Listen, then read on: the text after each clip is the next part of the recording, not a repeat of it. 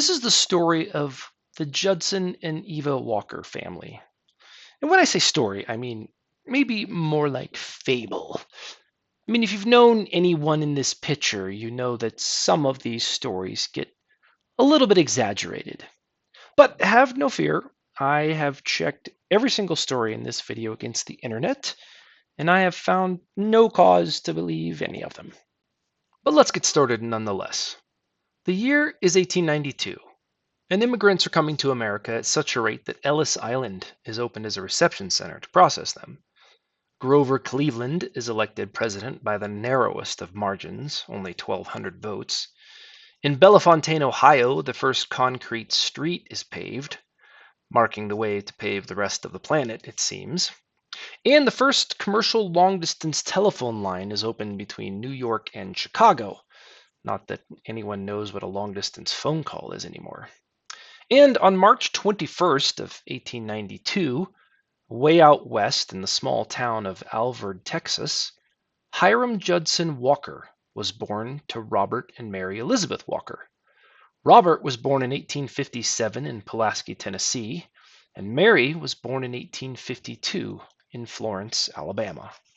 Hiram Walker, known as Judd, grew up like most all boys in his day, on and around his father's farm near Quanah, Texas. When he was just a teenager, he and his family lived on a little creek about 5 or 6 miles south of Quanah, called Wanderers Creek. And it was a flowing creek at that time, active water. And freight wagons coming up north from Abilene and the town south of Quanah heading up into Oklahoma would come through the town of Crowell and come on up north to go through Quanah, and they had to ford that creek. There were no bridges. And Daddy and one of his brothers used to take teams of horses, and the house was not right on the creek. It was about a half a mile away. But they'd take a couple of teams of horses and take them down to the creek, and they'd build a big bonfire, and they'd camp out on the edge of the creek. These freight wagons would come up, and invariably they would, either because the horses were tired or because they just weren't strong enough, those wagons would get stuck going through that ford.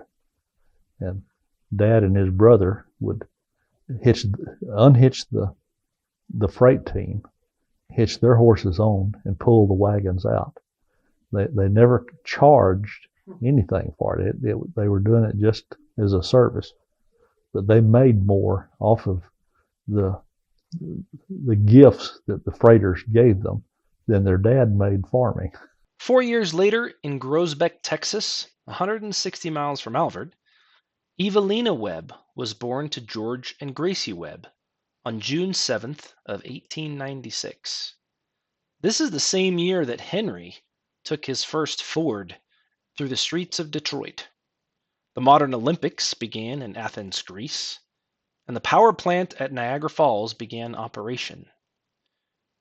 Judson and Eva's paths would eventually cross, and on March 14th, 1915, they were married. All right, let's pause here for just a second. Let's take a look at those ears. So if you're in the Walker family line and you're ever looking in the mirror, well, thank you, Judd. I remember stories about Mother and Dad getting married. They were in a double wedding. Mother and her sister married Daddy, and the sister married one of Daddy's brothers. The wedding took place in a buggy in the front yard of the preacher's home. And Mother and Dad were in the front seat of the buggy. Uncle Charlie and Aunt Lily were in the back seat. A month after their wedding, the New York Yankees donned their pinstripes for the first time. In August, a hurricane struck Galveston, Texas, killing 275 people. In October, 25,000 women marched in New York City demanding the right to vote. And by December, Albert Einstein published his General Theory of Relativity, changing forever the way we think about time. As Judd and Eva settled into their first year of marriage, nations around the globe took sides as battles began that would soon envelop the entire planet into World War I. And less than a year later, in 1916, the U.S. Senate would vote 82-6 to enter that war. In that same year, Boeing aircraft flew its first airplane. Woodrow Wilson was reelected president. And on May 14th in Crowell, Texas, just south of the Oklahoma state line, Judson and Eva Walker would give birth to a daughter, Juanita Maxine. All right, let's pause here for another second. Look at that smile on Judd's face. I mean, that guy probably didn't have even a horse, much less electricity or running water. He probably didn't even have 2 pennies to rub together. But look how happy that guy is. My name is Maxine Walker Autry. I was born in Crowell on May the 14th, 1916. I was the oldest of 7 children to Eva and Judd Walker. 2 years later, in 1918, just before World War I ended, Judson and Eva would suffer a loss not uncommon to couples in the early 1900s. Their second baby, a boy, was stillborn. 2 more years would pass before the birth of their second daughter, Geneva Alina. She was born September 15th, 1920. Geneva was born in the short depression of 1920 and 1921.